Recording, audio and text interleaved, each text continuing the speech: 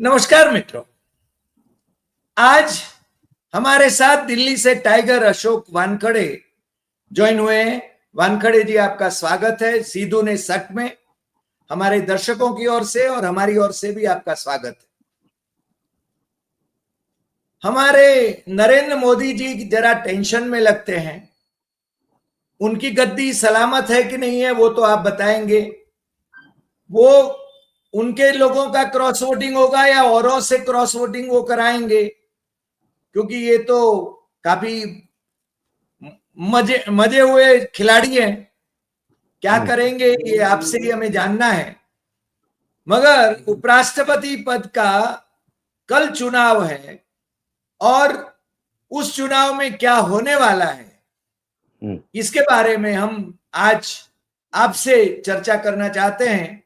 अपेक्षा करते हैं कि आप कैसी स्थिति निर्माण हो रही है उसके बारे में हमें हमारे दर्शकों को अवगत कराएं। अशोक जी, आपका फिर से स्वागत और आप बताएं।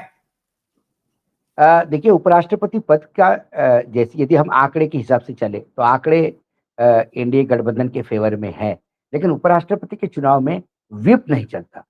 उपराष्ट्रपति के चुनाव गुप्त मतदान होता है, और फिर गुप्त मतदान ऐसा भी नहीं कि राज्यों से हो रहा है राष्ट्रपति के जैसा। ये सिर्फ राज्यसभा और लोकसभा लोग करते हैं। तो ऐसे में किसकी अंतरात्मा कब जाग जाएगी कोई पता नहीं।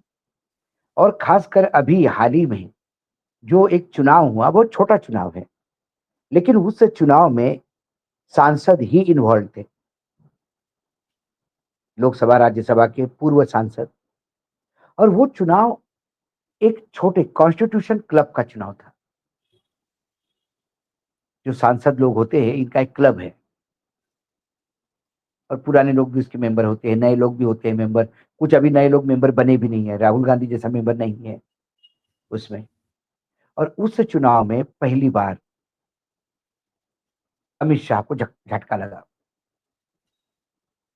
पहली बार जो राजीव प्रताप रूडी थे वो लगातार दो तीन बार से वही वहां पे संभाल रहे, क्लब अच्छा संभाल रहे, व्यक्तिगत संबंध अच्छे हैं।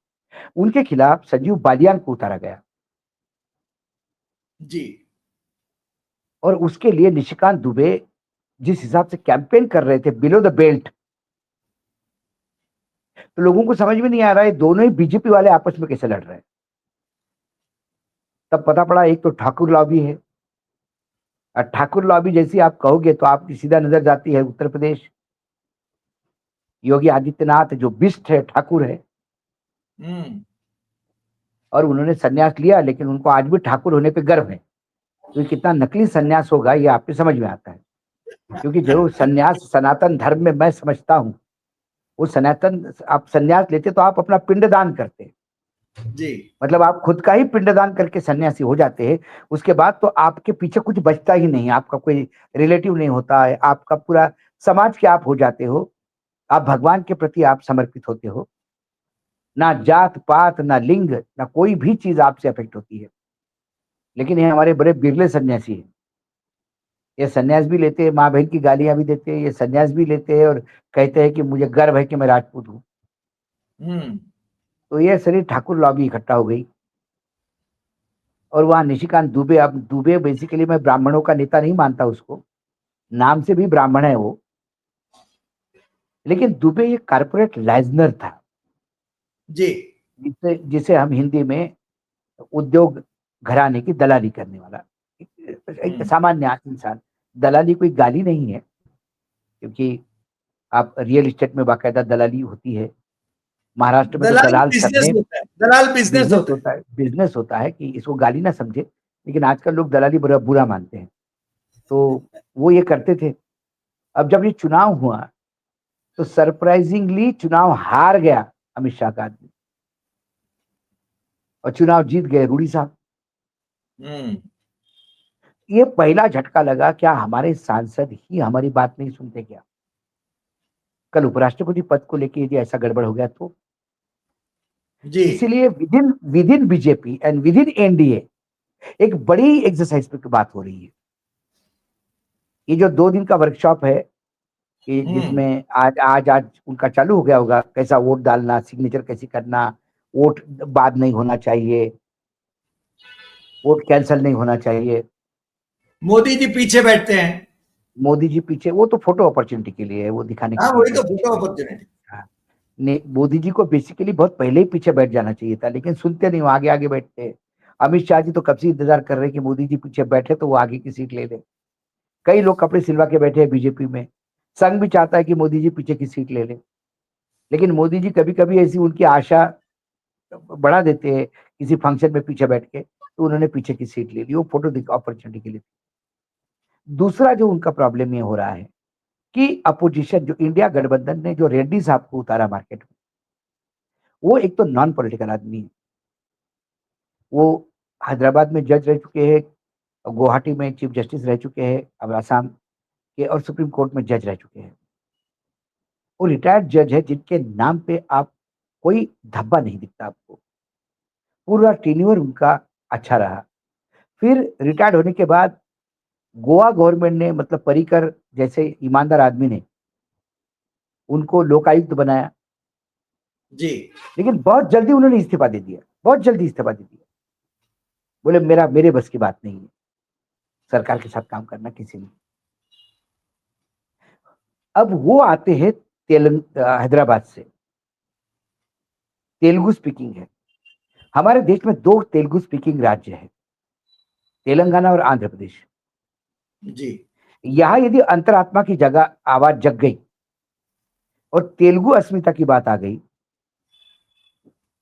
तो फिर उम्मीदवार हार भी सकता है, क्योंकि इस बिल्कुल कांटे की टक्कर में 32 मतों का खेल है। हम्म। यदि ठीक से आप प्लानिंग करके देखें, टोटल करके देखें, तो 32 मत ज्यादा है एनडीए गठबंधन के पास। तेलंगाना और आंध्र प्रदेश दोनों मिलकर यदि तेलुगु अस्मिता के नाम से वोट चेंज हो जाता है, तो इनको भयानक परेशानी थी। लेकिन फिर मैनेज हो गया। मैनेज दो तरीके से होता है। एक, मैं बार बार कहता हूं कि चंद्रबाबू नायडू जैसा नेता होना चाहिए, मैं उसको अप्रिशिएट करता हूं। वो इसलिए कि वो सोचता है सबसे पहले अपना भला करो, फिर अपने परिवार का भला करो, फिर अपने राज्य का भला करो, फिर बाद में देश का भला करो। वो प्रैक्टिकल आदमी है। बाद में देश का भला। देश का भला बाद में हो। तो वो वर्तमान में अपने आंध्र प्रदेश के लिए लड़े हैं। उसके लिए ये चुनाव बहुत बड़ी अपॉर्चुनिटी है, क्योंकि चुनाव के समय ही एटीएम के पट खुलते हैं। दिल्ली के एटीएम के दरवाजे चुनाव के टाइम पे खुलते हैं। वो अपना कार्ड लेके आता है और लंबा चौड़ा स्वाइप करके जाता है। वो केंद्र सरकार को यकीनन इस डील के लिए, उपराष्ट्रपति को समर्थन देने के लिए लंबा, क्योंकि उसने उपराष्ट्रपति चुनाव के पहले अपनी नाराजगी बताना शुरू कर दी। जी। खासकर ट्रंप के 50% टेरिफ लगने के बाद कोई बोलने को तैयार नहीं था, सबको साफ सुन गया था। राज्य सरकारों में सब रबर स्टैंप बैठे हैं, कोई बोलने की औकात नहीं रखता। एनडीए गठबंधन के कौन है बाकी? इंडिया गठबंधन में महाराष्ट्र में तो इनका ही देवेंद्र फडणवीस है, वो तो बोलने से रहे। नीतीश कुमार को तो सवाल ही नहीं उठता। फिर बचा कौन है? चंद्रबाबू नायडू। हम्म। चंद्रबाबू नायडू ने जरूर किया कि सरकार को कुछ करना होगा 50% पे। पहला चीफ मिनिस्टर जिसने आवाज उठाई, क्योंकि उनके यहाँ से जो सी प्रोडक्ट है, खासकर झींगे जो एक्सपोर्ट होते हैं अमेरिका को, वहां से उसका फिशरीज जो कम्युनिटी है, वो बहुत बड़ा मार्केट डेंट पड़ गया और वो उसके लिए चिंतित है, वो कंपेंसेशन मांग रहा है उसके लिए। जी। दूसरी बात, अभी आंध्र में चुनाव होने के लिए टाइम है, अभी 2-3 साल है। तो आंध्र अस्मिता का कार्ड वो चुनाव के समय होता तो जरूर खेलता, तो वो नहीं खेलेगा। रही, अब आइए आप, दूसरा जो बेचारा जगन रेड्डी है, वो तो इतने ईडी के केस के नीचे दबा हुआ है। उसने पहले ही कहा कि भाई मेरे सारे राज्यसभा वाले, लोकसभा एक भी नहीं उसके पास, मेरे सारे हम्म। राज्यसभा एनडीए को समर्थन कर देंगे। उसी हैदराबाद से आते हैं ओएसी। ओवैसी, MIM। उनने कहा कि मैं इंडिया गठबंधन के साथ हूं। अब आप आइए हैदराबाद, जहां की कैपिटल है, उस तेलंगाना पे। तेलंगाना में बीआरएस ने कविता को पार्टी से निकालकर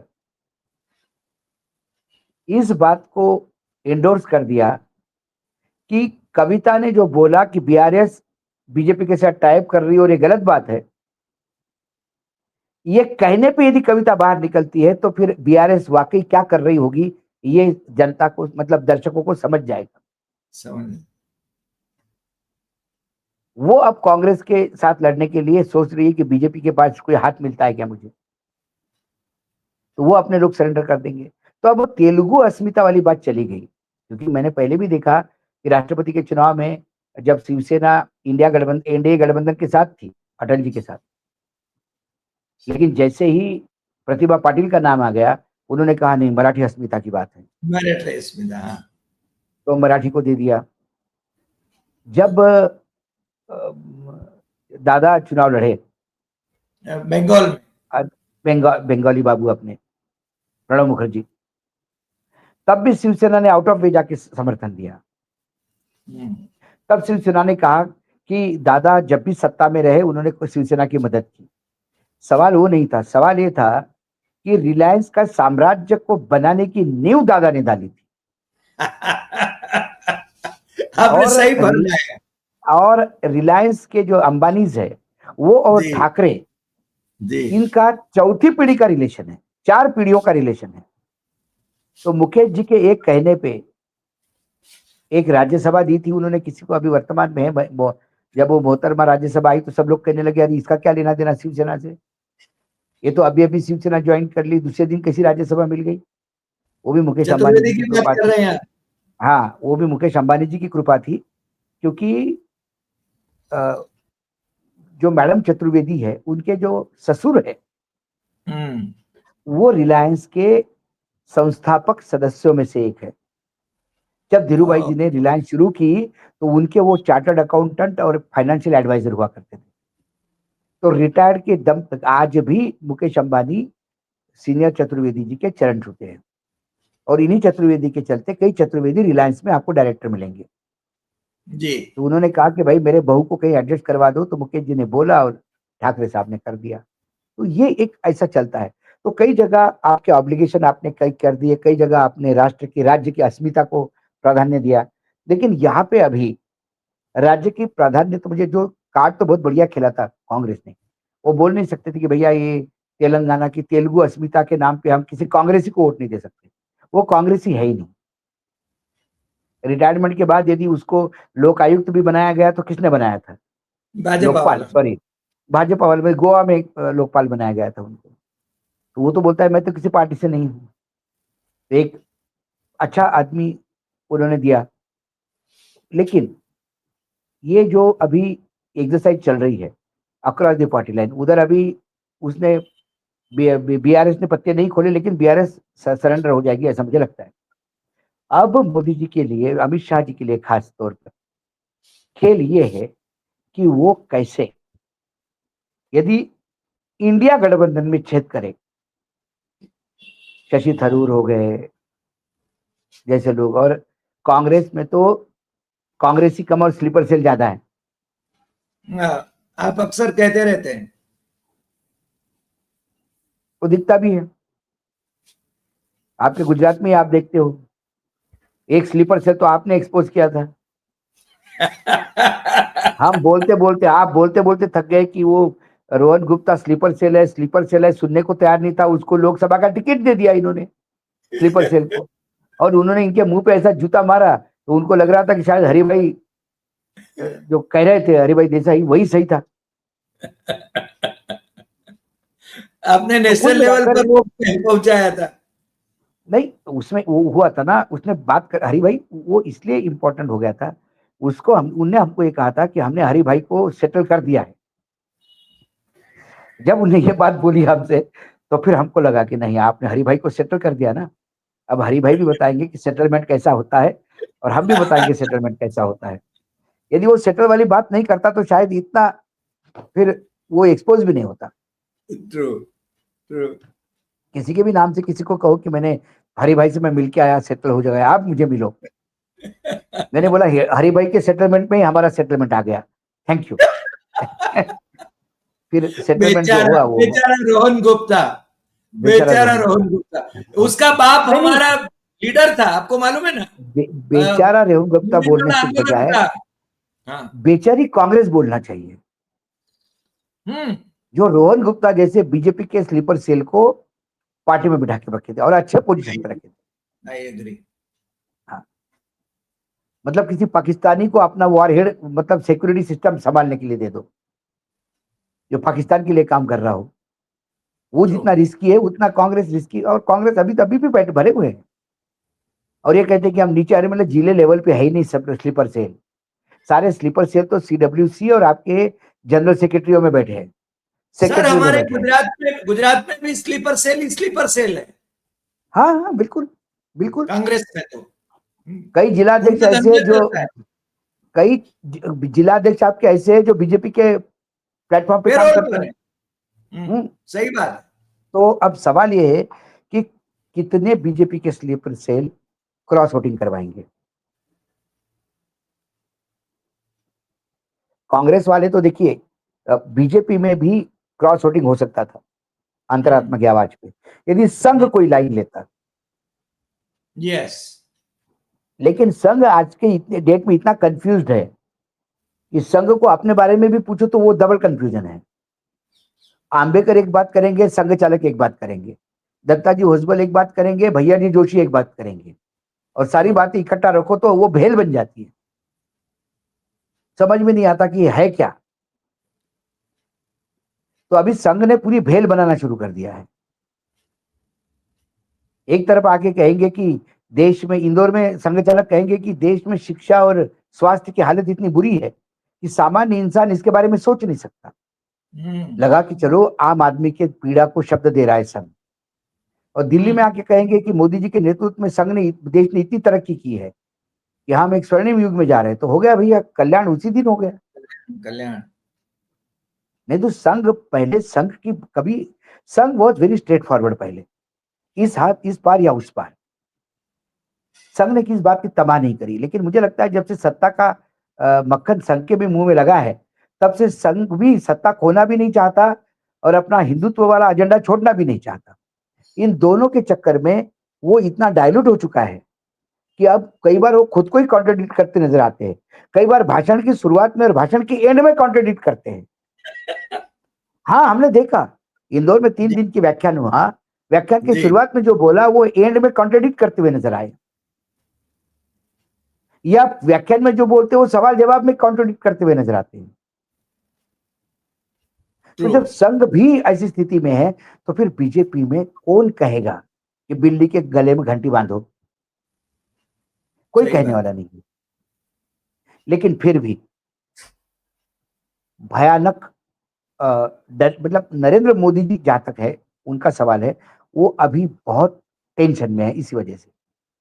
दूसरी बात है, क्योंकि पूरा कर्ता करविता जिसको कहते हैं, करने वाला करवाने वाला, पूरा सिस्टम देश चलाने वाला अभी एक ही व्यक्ति है जिनका नाम है अमित शाह। अमित शाह क्या सोचते हैं, अमित शाह क्या करेंगे, इसके बारे में जरा भी आइडिया आदरणीय मोदी जी को नहीं होती। यदि मोदी जी को ये सारी आइडिया हुई होती तो आनंदीबेन की बेटी अनारा के घर इनकम टैक्स की रेड नहीं होती, नहीं होती। सही बात। अनिल अंबानी के यहाँ ईडी नहीं पहुंचती, उपराष्ट्रपति धनखड़ साहब का इस्तीफा नहीं होता। कई जगह जो लोग टिकट नहीं मिले जिनको, उनको टिकट भी मिल जाते हैं। उत्तर प्रदेश की बात कर रहे हैं? नहीं, सही जगह, कई जगह। पूनम महाजन की बात कर रहा हूं मैं। पूनम हाँ। महाजन को पिछले लोकसभा में प्रमोद की टिकट मिल बेटी। जाता। प्रमोद प्रमोद की की बेटी। बेटी। हाँ, यदि साहब की चलती तो, प्रधानमंत्री जी की चलती तो, हम्म। प्रधानमंत्री की चलती तो जो जयपुर की महारानी है वो मुख्यमंत्री बनती। लेकिन नहीं हो रहा है ना।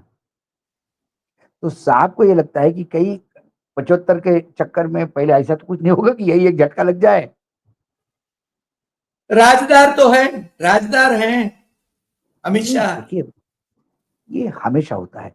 If you keep all the eggs in one basket, you are going to lose totally, you the basket is lost. या इसीलिए जो बड़े नेता होते हैं उनका कोई एक आदमी नहीं होता, हर आदमी कंफ्यूज रहता है कि मैं हूं कि ये है।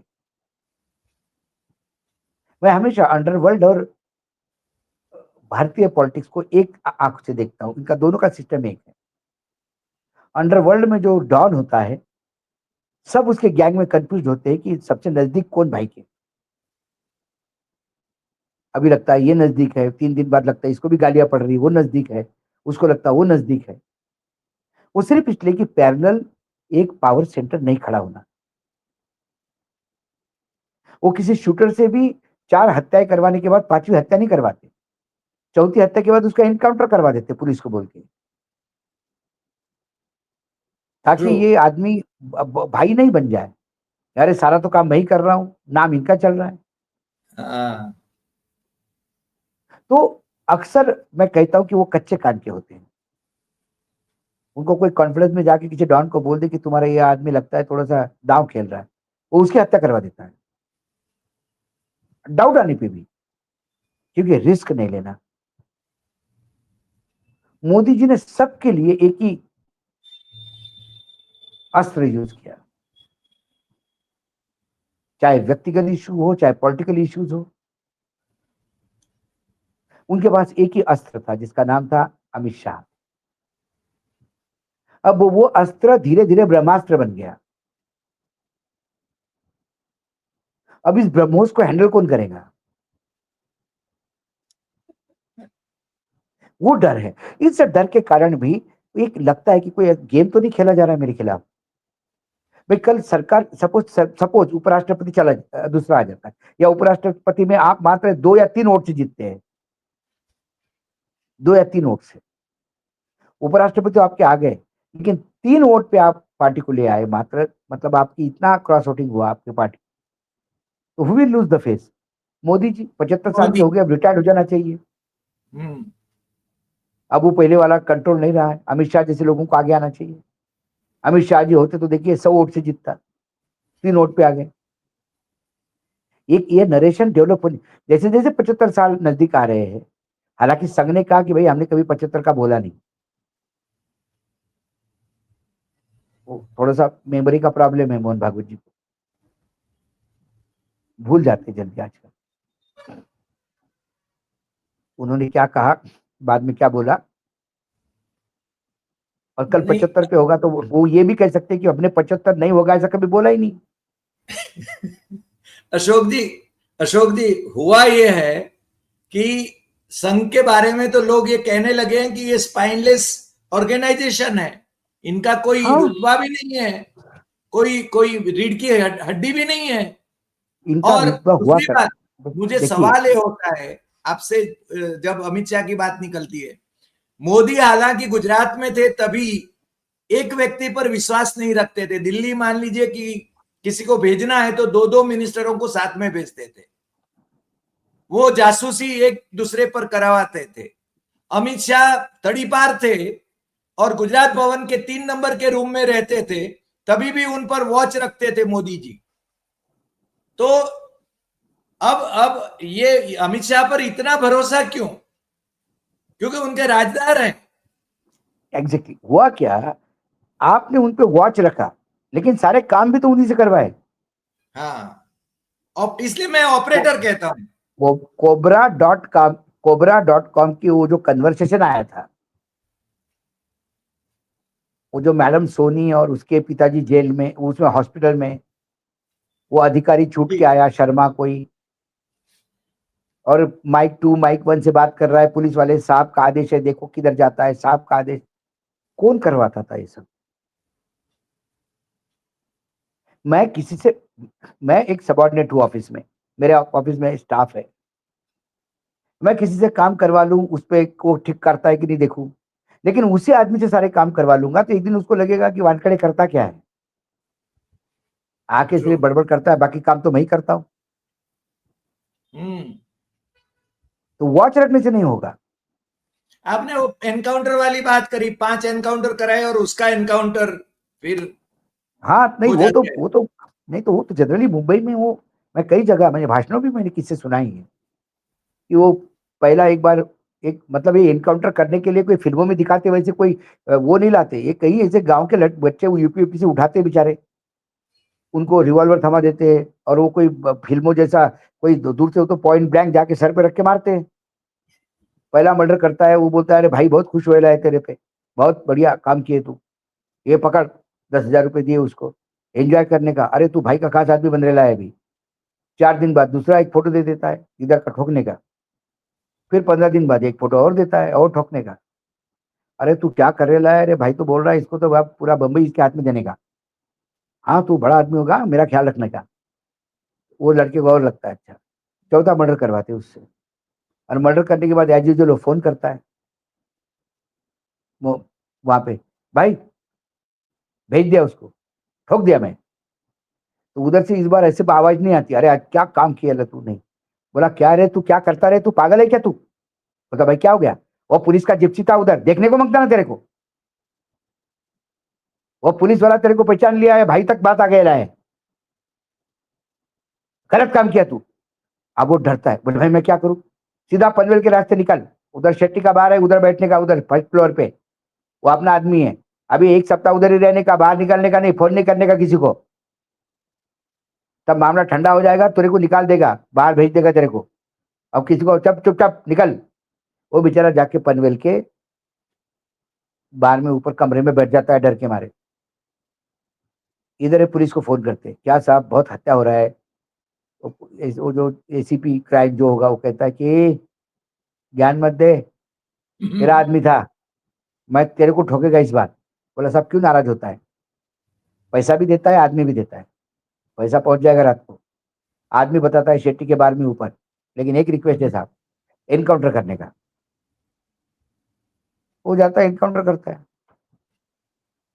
एक आध शूटर क्या करता है, वो पुणे का रास्ता पकड़ता है, पनवेल का नहीं, और अपने दोस्त को बोलता है जरा मोटरसाइकिल देख रहे शेट्टी के उधर क्या हो रहा है, वो बोलता है यार इधर पुलिस आया, फिर वो फोन करता है वापस बॉस को, बोलता है क्या सेठ मेरे को ठोकरे लग गया है डबल क्रॉस, अरे नहीं कैसा मालूम हो गया पता नहीं, ए चल मेरा आदमी आएगा 20 पेटी पकड़ा उसको, तेरे को ठोक देगा हमें, तू किधर है, ए शाणे नहीं बताएगा। वो डॉन बन गया, हाँ, नया डॉन बन गया।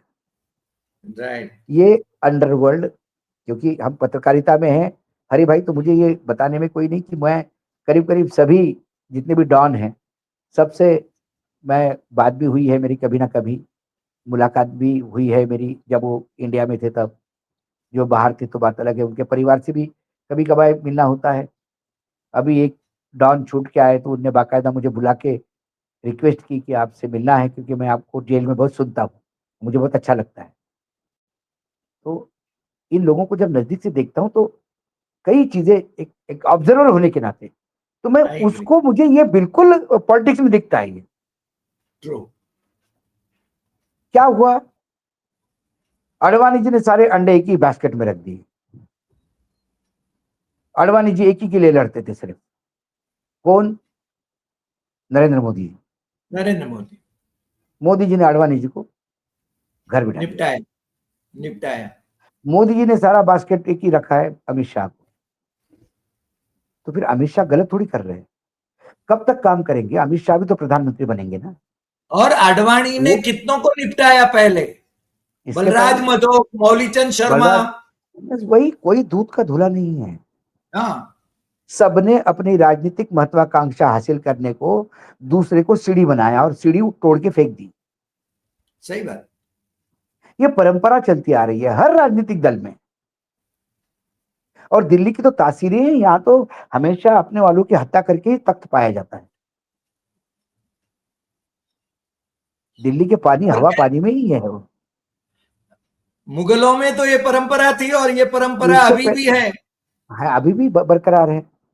तो कोई हाँ, गलत कर रहा सही कर रहा इसलिए नहीं, इसलिए छोटे छोटे चुनाव, मतलब उपराष्ट्रपति का चुनाव आपके पास मैंडेट है, इसके बावजूद डर है। डर अपनों वालों का है। डर चंद्रबाबू नायडू से है, डर जगन से है, डर अमित शाह जी से है, डर संघ से है। क्योंकि रामायण से एक बात तो लोगों ने सीख ली, रावण की मृत्यु ही विभीषण के कारण हुई, अपने कारण हुई। विभीषण नहीं होता तो राम बाण चलाते रहते, सर छटते रहते, रावण मरता नहीं। yes. तो उस विभीषण कौन होगा, किसके लिए कब होगा, कोई पता नहीं।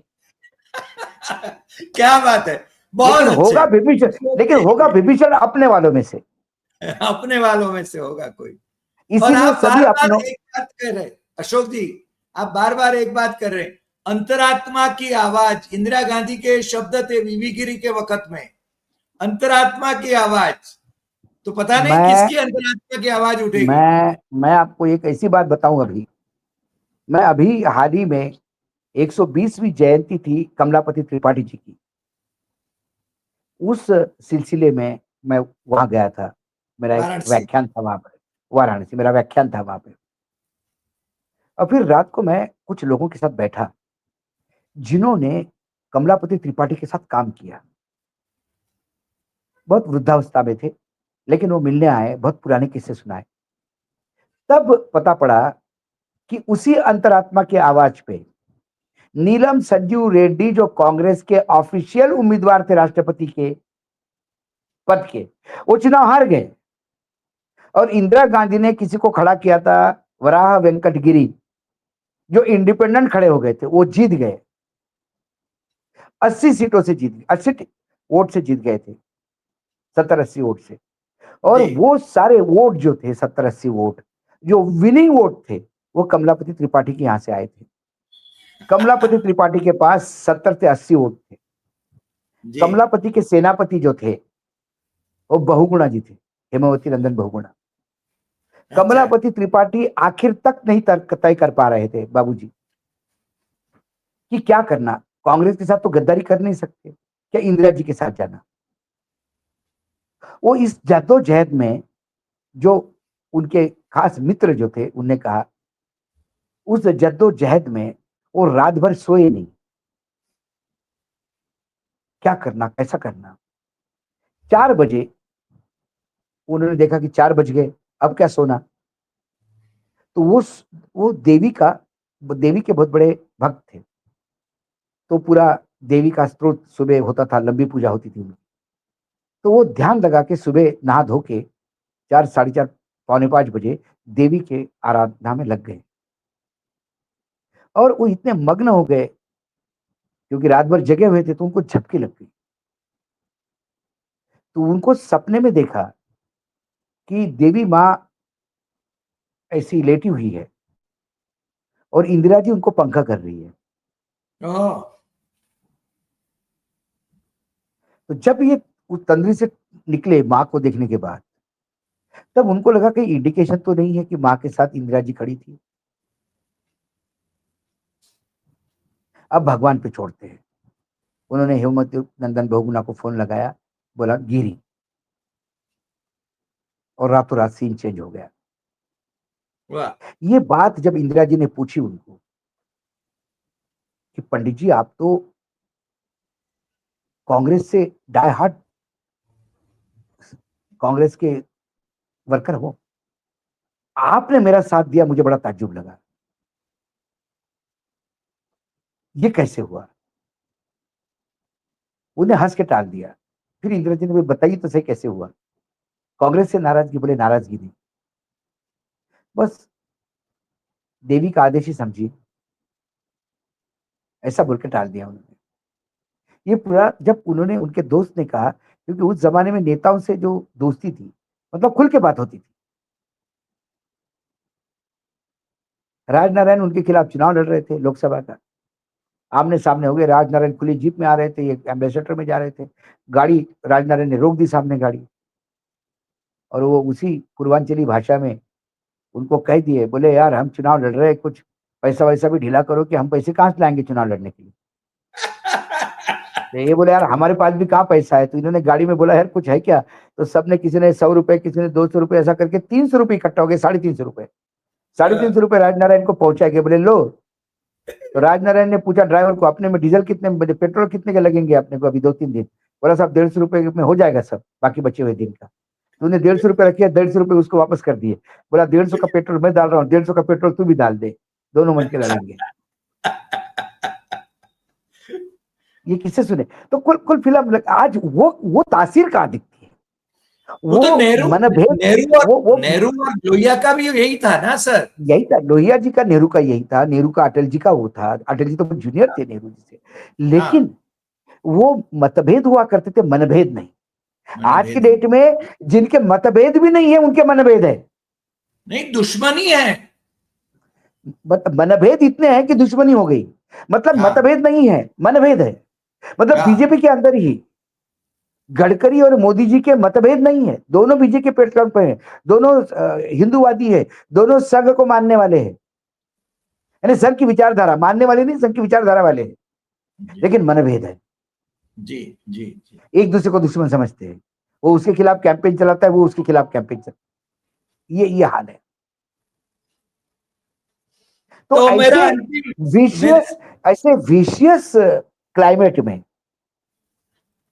जब आपको पता है कि आप सिंगापुर में बैठे हैं, या भारत का माहौल सिंगापुर जैसा हो गया कि पता नहीं कब बरसात शुरू हो जाए, इसलिए छाता 24 घंटे हाथ में लेके चलता है सिंगापुर का आदमी।